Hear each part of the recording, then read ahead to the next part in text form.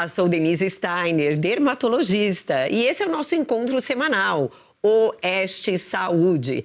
Aqui a gente discute tudo sobre saúde, procura trazer novidades, dar informações, dicas, mas o que a gente quer mesmo é que cada vez você entenda melhor da sua saúde e possa gerenciá-la melhor. E agora nós vamos para a notícia da semana. Essa notícia repercutiu nos meios de comunicação e chama atenção sobre uma doença chamada alopecia areata. O cantor Lucas Luco comunicou a respeito da sua mãe, que na verdade apresentou essa alopecia que é chamada de alopecia areata. Vamos acompanhar um pouquinho o que Karina Luca falou sobre essa doença? Eu comecei com uma queda, novamente do cabelo, e foi muito rápido, gente. Foi rápido para abrir muitas falhas. Ó, vocês estão vendo. E talvez tenha sido rápido como foi da primeira vez, né? Mas como da primeira vez eu tinha muito cabelo e tal. Mas em uma semana, assim, continua caindo. E é isso, né? Então, é uma recidiva. Eu acabei de chegar da minha médica, da doutora Thalita. Acontece, né? De acontecer essa recidiva. E o tratamento é muito... Ainda é um tratamento curto, né? Menos de um ano. Pessoal, então, eu quero até agradecer a Karina Luca, porque no final das contas isso é uma exposição. Mas isso ajuda as pessoas a entenderem um pouco mais sobre esse tipo de doença e ajuda elas também tentarem resolver cada qual o seu problema. O que é a alopecia areata? A alopecia areata é um tipo de queda de cabelo. Na verdade, a alopecia é um nome genérico. Quando a gente fala só alopecia, a gente não está especificando. Calvície também é uma alopecia.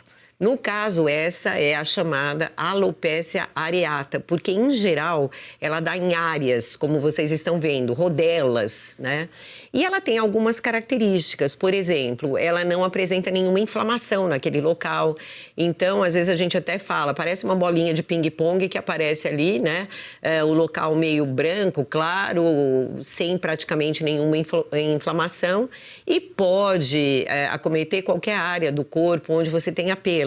Então, no caso dos homens, pode aparecer na barba também. A alopecia areata pode comprometer até o corpo todo, quando a gente chama universal, e a pessoa perder sobrancelhas, cílios e pelos do corpo todo. Ela é uma doença autoimune.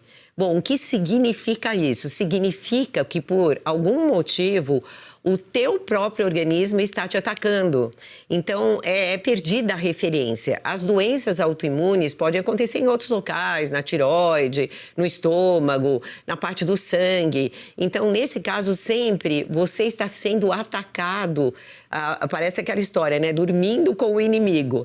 Mas, na verdade, por que acontece isso? Isso acontece porque, de alguma forma, gerado por questões, às vezes, assim, tá, de uma base genética, mas também de alguma coisa que está acontecendo no seu organismo que desequilibra. É como se estivesse numa guerra e, de repente, os soldados lá de um certo lugar resolvem atacar você mesmo, né? Então, houve um desequilíbrio, houve uma perda de coordenação. Isso pode acontecer porque você ficou estressado demais, teve um problema emocional grave, pode acontecer porque você está meio doente, cansado, teve infecção de algum tipo. É como se, assim, o teu organismo ele tivesse deficiente nessa parte aí de energia, de saúde de uma maneira geral, e aí houvesse um desequilíbrio para esse lado e você vai atacar lá os folículos pilosebáceos. Uma outra coisa muito importante de saber dessa doença é que, na verdade, o cabelo não é destruído. E se você fizer um tratamento adequado, você vai poder recuperar esse fio, né? É diferente, às vezes, até de uma alopecia cicatricial, que aquilo destruiu o folículo e ele não volta mais. A alopecia areata, o fio pode voltar. Agora, é importante você procurar a ajuda médica para ver um bom diagnóstico, no caso. É só localizado ali, às vezes a gente faz infiltração de corticoide ou até passa uma pomadinha. Depende muito desse grau, dessa extensão. Quando você vê que está descontrolado, que os fios começam a ser perdidos de uma maneira geral, atingindo extensões muito grandes, começa a perder sobrancelha, cílio, enfim, aí você usa medicações mais fortes, entre aspas, sistêmicas. E hoje há uma categoria de medicação que é chamada de inibidores da JAK, são remédios assim, sofisticados, de alta tecnologia, que estão sendo indicados para a alopecia areata e está havendo ótimos resultados.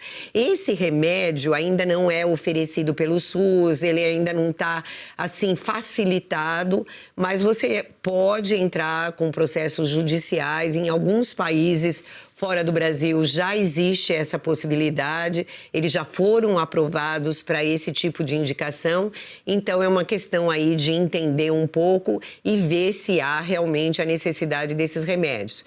De qualquer forma, eu acho que eu deixaria 2 recados. Sempre que houver uma situação completamente estranha, fora do controle, procure ajuda médica. E cada caso vai ser tratado conforme a extensão, a gravidade, a origem e tudo mais. E também nunca esqueça que a epigenética, que constitui a questão do seu estilo de vida, que entra a dieta, o sono, os exercícios e o controle do seu estresse emocional, sempre vão fazer diferença em como você vai responder aos tratamentos e na sua saúde geral. Vamos para um pequeno intervalo e nós voltamos com uma entrevista com um otorrinolaringologista para falar justamente de resfriado, gripe, que cuidados nós devemos ter, como está essa questão aí no nosso meio ambiente. Vamos lá!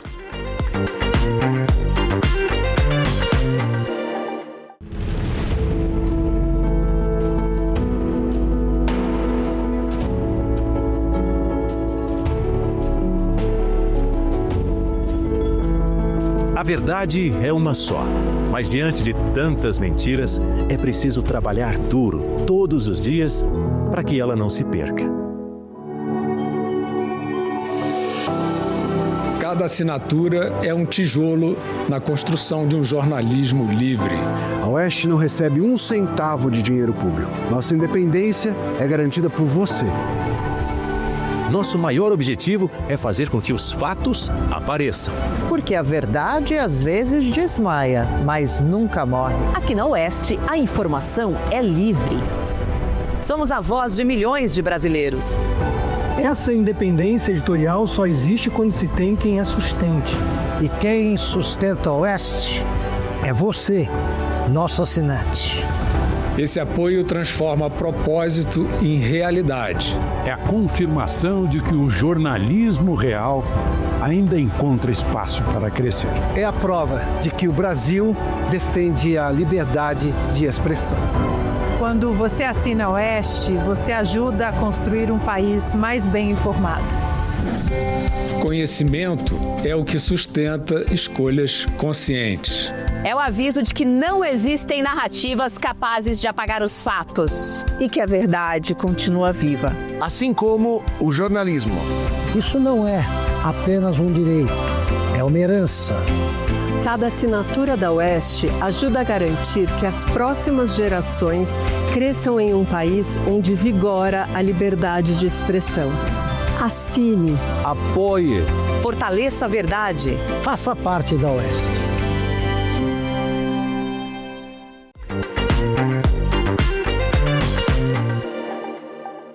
Estamos de volta. E no inverno aumentam os casos de gripes, de resfriados, de sinusites, de otites. Isso acontece porque o tempo também fica mais seco, a gente fica mais em ambientes fechados e há maior circulação de alguns tipos de vírus. E nós temos que saber como nos prevenir. Para conversar sobre esse assunto, nós trazemos o Dr.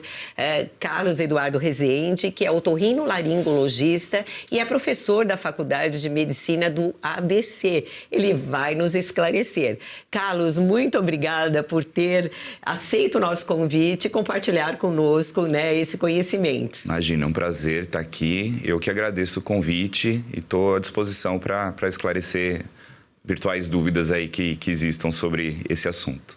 Eu queria saber um pouco a diferença entre resfriado, gripe, também um pouco assim, quando a pessoa deve se preocupar que a coisa já estaria ficando mais grave, enfim.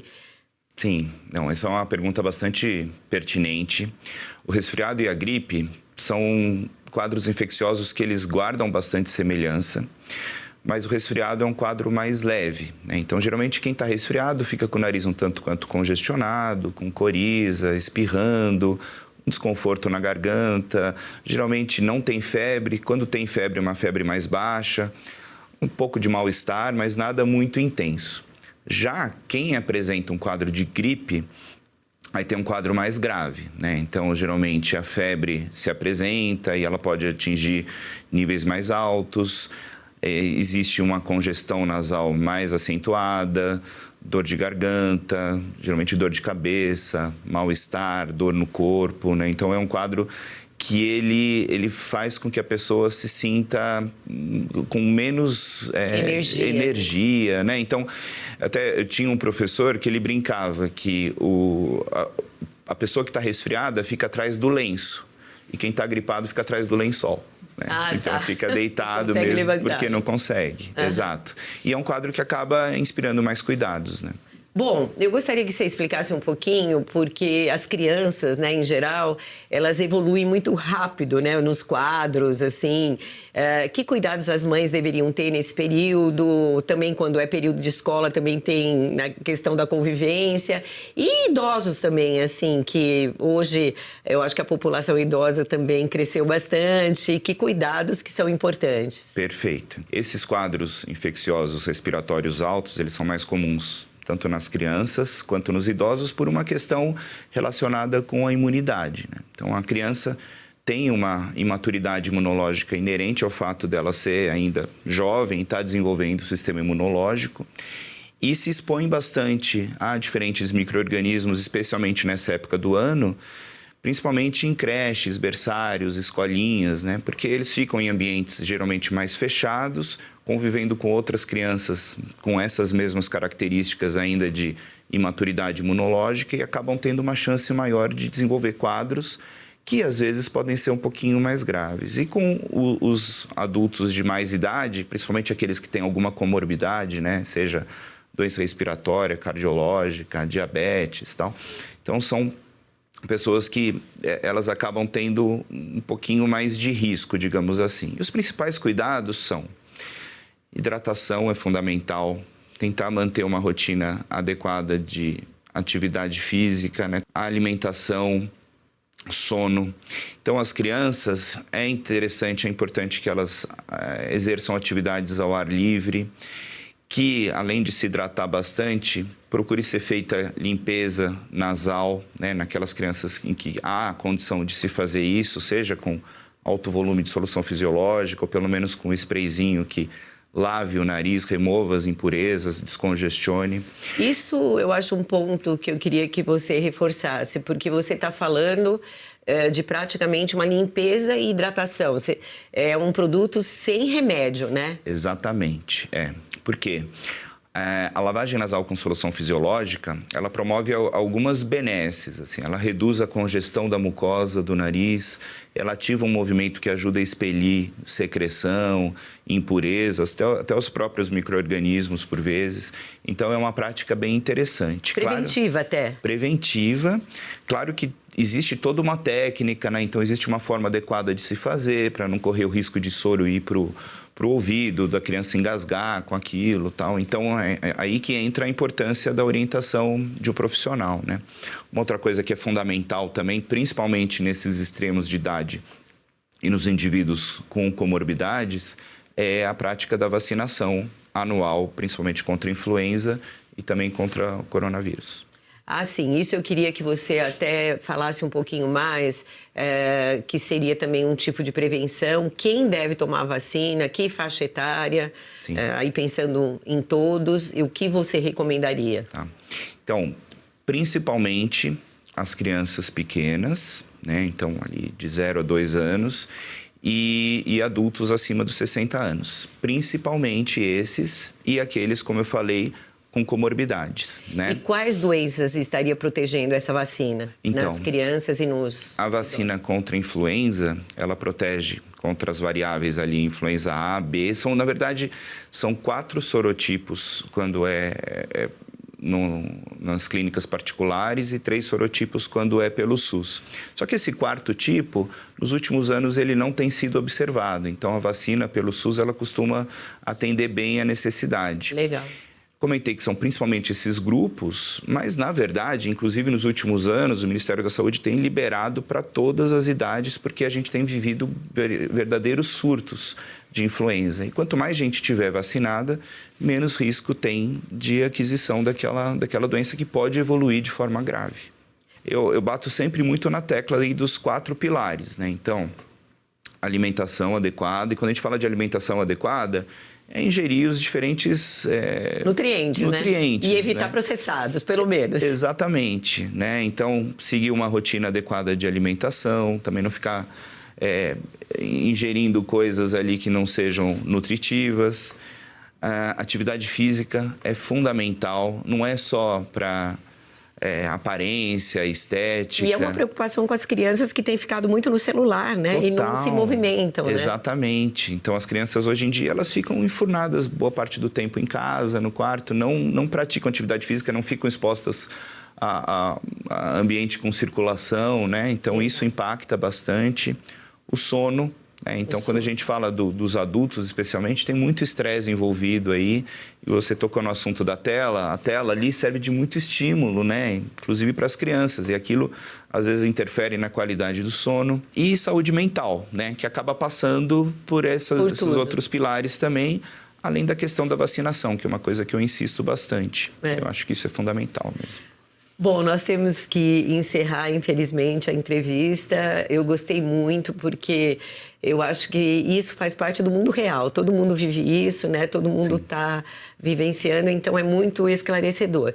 Eu queria que você encerrasse só assim, falando alguma coisa sobre as medicações desses quadros e a questão da automedicação, né? E dessa forma a gente encerraria, mas eu quero que você volte mais vezes. Claro, vai ser um prazer. Não, e perfeito. Esses quadros, eles normalmente são autolimitados. E não existe um tratamento específico, por exemplo, para resfriado. O que a gente orienta a fazer é o uso de medicamentos sintomáticos, né? Não deve ser automedicado, mas a partir de uma orientação, então, se a pessoa está com dor ou se está com febre, usar analgésico, antitérmico, como eu falei, hidratar bastante, lavar o nariz, manter repouso na medida do possível. A gripe, dependendo da situação, então, principalmente nos extremos de idade e naqueles indivíduos com comorbidades, existe uma medicação que é prescrita por médico também, que é o oseltamivir, é o nome da substância, que ele tem um efeito sobre a influenza, por exemplo. Mas é importante evitar a automedicação, até porque às vezes vicia em descongestionante nasal, usa anti-inflamatório que pode trazer efeitos colaterais indesejáveis, descongestionantes nasais de outra natureza também podem acelerar batimento cardíaco, aumentar a pressão. Então, assim, medicamento via de regra, ele não é inócuo, né? Então, não existe aquele, mal não faz. Na verdade, sempre tem algum outro efeito. Exato. Então, é importante isso, e aqueles que tiverem quadros mais graves, com desconforto respiratório, febre mais alta, dificuldade para engolir, um quadro que chame mais atenção, esse precisa de um atendimento médico de maior urgência. Muito obrigada, Carlos. Realmente vou pedir para que você, numa outra ocasião, volte, porque tem muita coisa para a gente conversar. Eu que agradeço muito a participação e vai ser um prazer poder retornar também de novo. Obrigada. E agora nós vamos para um pequeno intervalo e voltamos com a sua participação. Até lá! Você já pensou em ter o melhor do jornalismo da atualidade na sua grade de canais?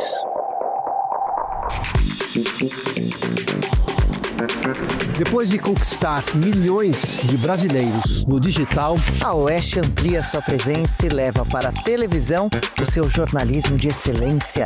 Baseado em fatos, que tem como princípios a defesa do liberalismo econômico, da democracia e da liberdade de expressão. Um canal de notícias sério, relevante e confiável. Um espaço onde a verdade tem voz e o público encontra informação honesta. E o melhor, com programas que já são líderes de audiência e engajamento no YouTube. E que agora podem ser um diferencial importante na sua grade de canais. São mais de 3 milhões de inscritos no YouTube. Mais de 1 bilhão de visualizações. Números que mostram que a Oeste só tem a ampliar e enriquecer a sua programação. E quem leva esse conteúdo até o público são os melhores comunicadores do Brasil. Augusto Nunes, Ana Paula Henkel, Adalberto Piotto, Guilherme Fiuza, Milton Neves, Alexandre Garcia, Rodrigo Constantino e muitos outros. É uma programação completa, feita sob medida para um público que valoriza os fatos, a verdade e a informação de qualidade. São 16 horas diárias de material diferenciado e inédito na TV a cabo para o seu assinante. Oeste TV. Nosso compromisso é com a verdade. Inclua esse conteúdo exclusivo no seu pacote de canais, para oferecer ao seu público o melhor do jornalismo brasileiro. Oeste TV.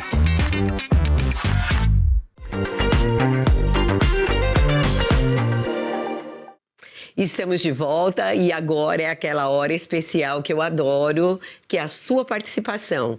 Por que eu adoro? Porque o médico se sente gratificado dessa interação, porque o que a gente quer, o programa Oeste Saúde quer, é te ajudar a entender melhor sobre sua saúde e se cuidar melhor. Vamos para a primeira pergunta. Doutora Denise, como faz para tratar a dermatite atópica? Muito obrigada pela pergunta, Marcelo. A dermatite atópica é muito comum, muito frequente. Ela é um quadro inflamatório. Nós chamamos de um tipo de eczema. Ela é caracterizada por avermelhamento, machucadura da pele, e ela sempre dá muita coceira. A dermatite atópica, ela é um quadro da atopia. Atopia são pessoas que nascem com uma sensibilidade um pouquinho maior no sistema imunológico. E elas são pessoas muito sensíveis, respondem muito. Então, a pessoa atópica pode ter muitos problemas respiratórios, como bronquite, asma, até a própria rinite, e tem problemas de pele, onde então chamamos de dermatite atópica. O bebezinho, quando tem dermatite atópica, ele vai ficar com o rostinho todo machucado, coçando bastante. Quando ele cresce um pouco, a criança, antes da puberdade, ela pode ter coceira bem forte nas dobrinhas, pode ter nas mãos também. E quando o adulto mantém a dermatite atópica, ele pode ter no pescoço, no corpo todo. Então, sempre caracterizado por coceira importante. Por quê? Porque a pele do atópico é uma pele mais seca. Não é uma pele mais seca assim, porque é pele seca, pele oleosa. É uma pele que falta realmente a produção de uma substância que o nosso organismo produz, que é a filagrina, que hidrata a nossa pele, a gente nem sabe disso, mas o atópico, quem tem dermatite atópica, não consegue produzir essa substância e a pele é mais seca. Então, ela sempre está coçando. E, além disso, você pode machucar essa região. Existem muitos tratamentos. A gente começa com pomadas locais, depois a gente também usa fototerapia, alguns tipos de antialérgico para ajudar, algumas medicações imunossupressoras e também hoje, quando a dermatite atópica é muito violenta, que a criança precisa até ser internada, ela não está conseguindo nem assim, está sempre inflamada, sempre com infecções de pele por causa da dermatite. Então, existe também categorias mais fortes, agressivas, que são os biológicos. Então, é aquela história, existe tratamento, mas nesse caso, em especial, o atópico pode ser tratado com hidratantes, pode você diminuir o número de substâncias que entram em contato com ele e você pode ter um bom controle. Vamos para a próxima pergunta.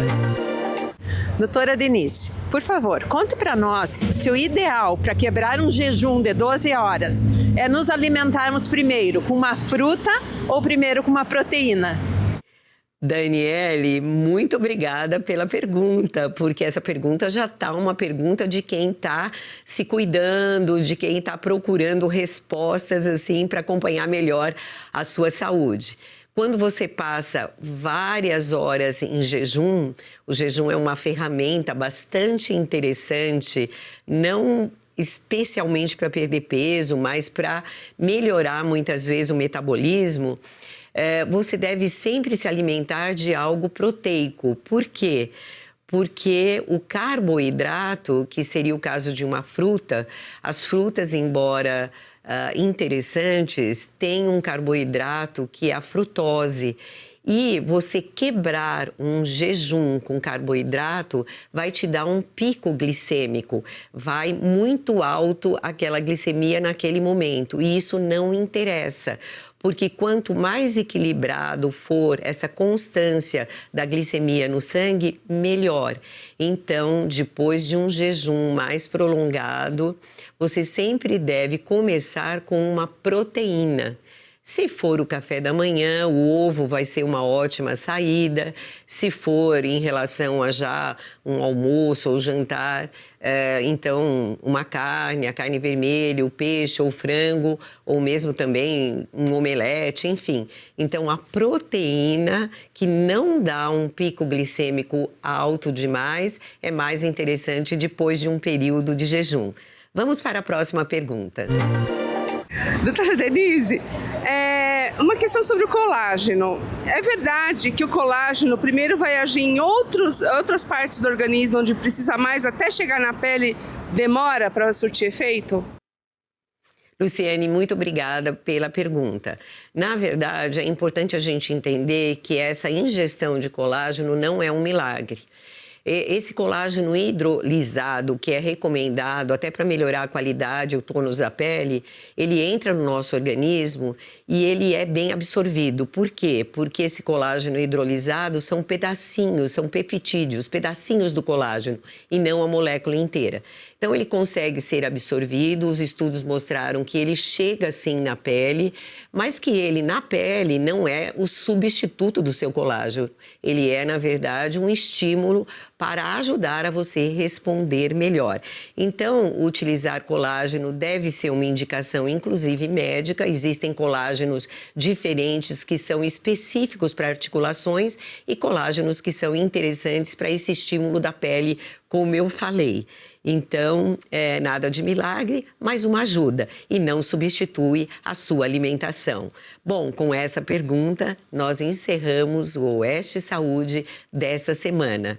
E agora eu quero convidá-los a estarem conosco no próximo sábado, às 19h30, porque nós estaremos novamente juntos para entender mais sobre a saúde e, de alguma forma, cuidar melhor de cada saúde de cada pessoa. Eu espero vocês. Até lá!